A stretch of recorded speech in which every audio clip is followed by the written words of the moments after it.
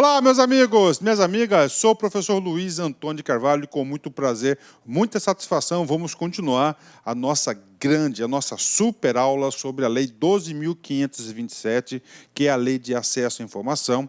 O professor usou uma estratégia aí muito interessante, como é um assunto, uma lei bastante detalhista, né? Uma lei aí com vários dispositivos, uma lei na qual o examinador cobra de tudo nessa lei.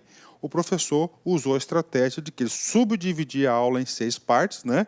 Ou seja, em 6 capítulos. Em cada capítulo vai ser uma aula correspondente.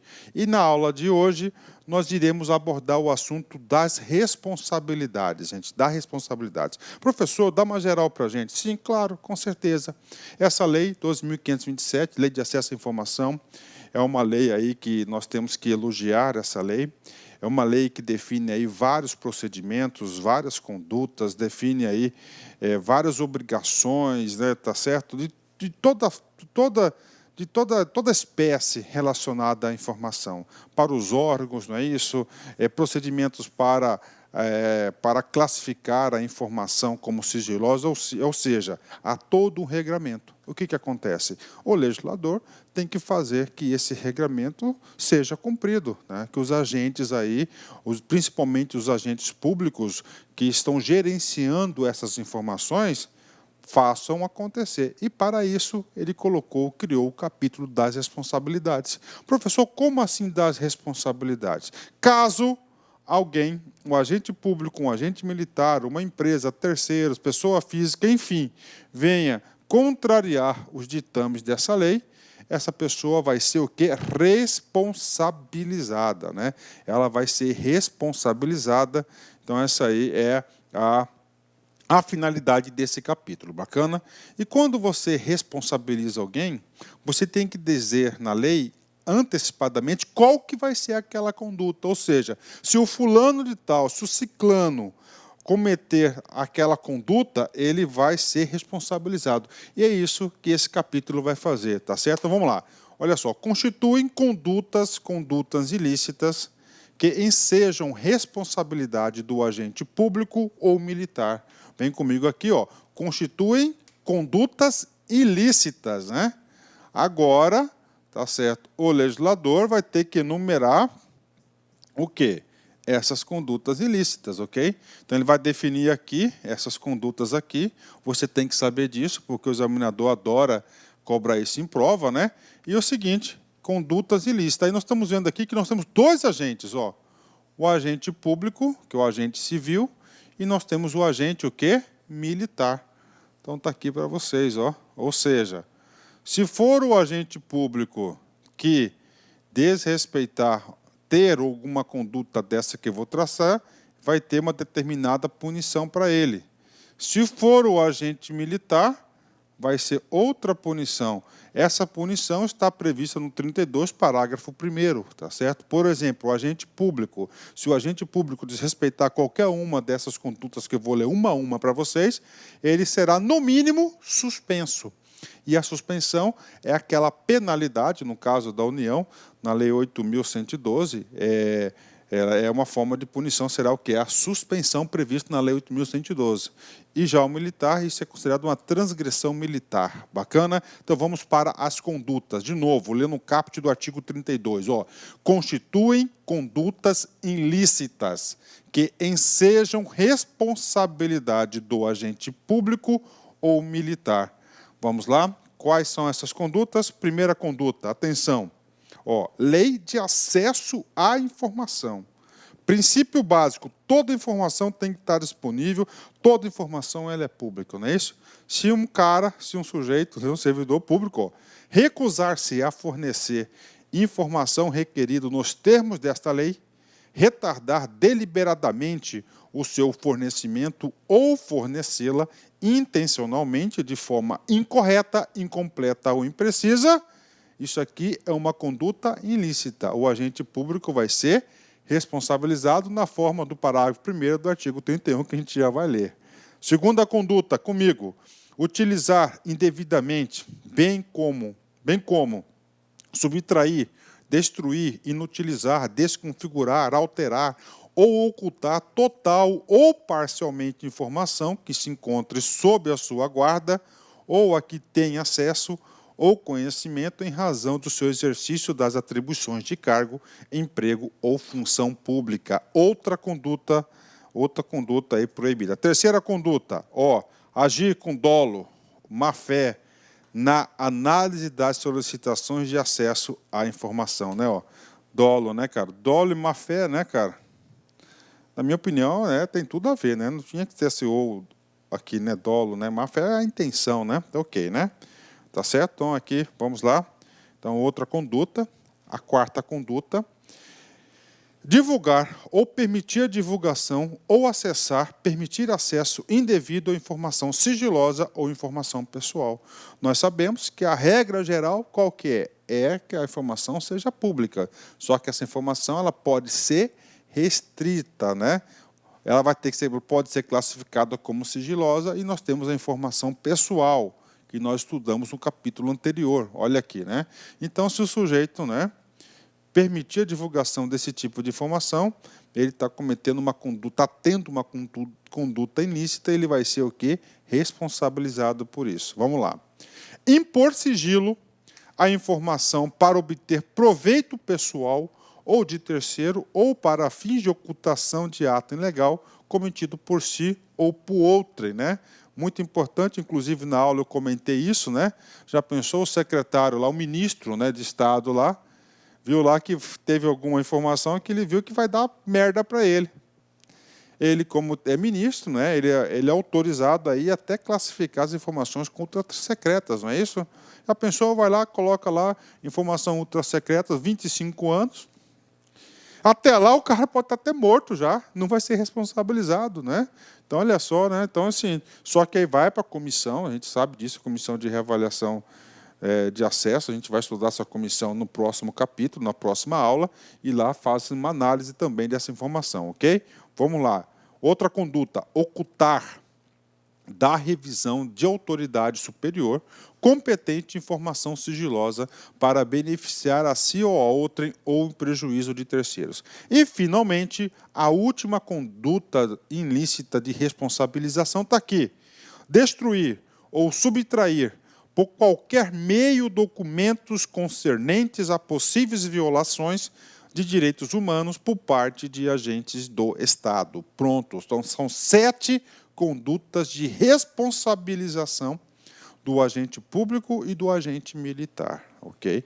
Agente militar, aqui entende-se aqueles pertencentes aí, tá certo, às forças militares. No caso da União, qual que é a da União? Da União é o Exército, a Marinha e a Aeronáutica, e por parte dos Estados, a Polícia Militar. Bacana? Essas são as 7 condutas. Cara, papo reto com você, eu quero o seu bem, eu quero que você gabarite. Essas 7 condutas você tem que ter na cabeça.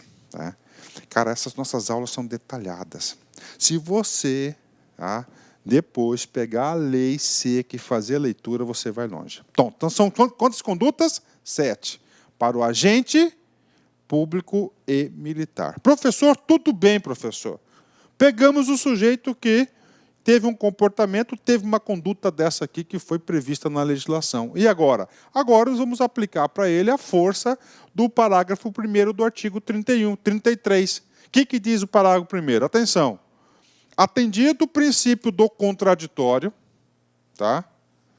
Do contraditório, da ampla defesa e do devido processo legal, olha só, as condutas descritas no caput serão consideradas, né? Professor, por que nós temos aqui o princípio do contraditório, da ampla defesa e do devido processo legal? São princípios aí fundamentais da Constituição, né? Tá certo? Que todos têm direito aí de se defender, de produzir provas de contradição e, claro, devido ao processo legal, o rito. Então, tem que ser consideradas isso. O que vai acontecer para o cara? Primeiro, lá não tinha 2 agentes, o agente civil e o agente militar. Se for no caso, olha só, para fins dos regulamentos disciplinares das Forças Armadas, Exército, Marinha e Aeronáutica, o cara que teve qualquer uma daquelas condutas, ele vai ser responsabilizado na categoria transgressões militares médias ou graves. Olha aí.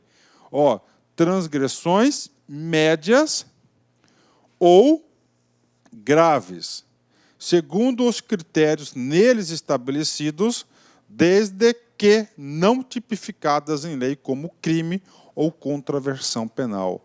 Isso aqui é muito importante. Desde que, olha só, se aquilo for um crime, ele vai responder pelo crime. Caso contrário, ele vai ter uma transgressão militar média e grave. Professor, e se o cara for servidor público civil, como é federal, ele está o quê? Sujeito à Lei 8.112, que é o Estatuto do Servidor Público, né?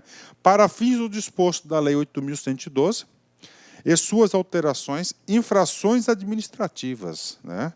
Que deverão ser apenadas, no mínimo, como suspensão. Olha aí, tá? Sabemos que lá tem advertência, suspensão, multa, demissão, não é isso? Demissão, cassação de aposentadoria, não é isso? São o quê? São as penas previstas na Lei 8.112. E aí, professor, esse cara cai em concurso, o que você acha, cara? São coisas bem específicas, cara. Para o militar, transgressões militares, médias e graves.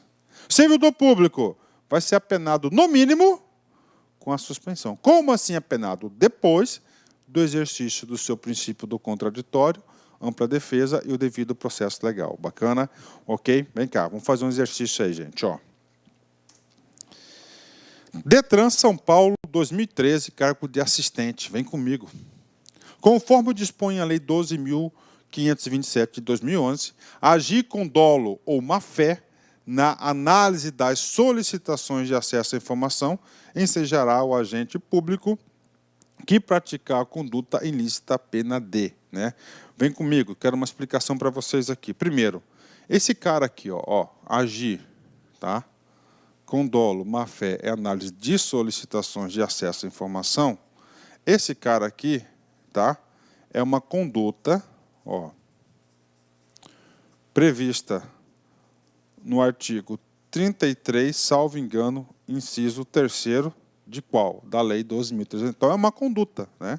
O que diz lá no seu parágrafo 1º? Diz o seguinte, que seus agentes públicos, o cara colocou aqui, agente público. Tá? Agente público. Opa, vem cá. Por que eu estou falando isso? Porque no parágrafo 1º, ele vai ter aqui, agente público e militares, né? Se fosse o militar que fizesse isso, ele teria uma transgressão média ou grave. Como é um agente público, um servidor público, ele cai na 8.112. E qual que é a punição prevista? Tá no artigo 33, parágrafo 1º, inciso 2. Vai ser o quê? No mínimo, a pena de suspensão. No mínimo, ou seja, o gabarito letra A. Ou seja, o examinador aí, para elaborar essa questão, ele cobrou. Meus amigos, minhas amigas, sou o professor Luiz Antônio de Carvalho e eu estou aqui para fazer um convite muito especial para você que está se preparando para o concurso do Detran São Paulo 2018.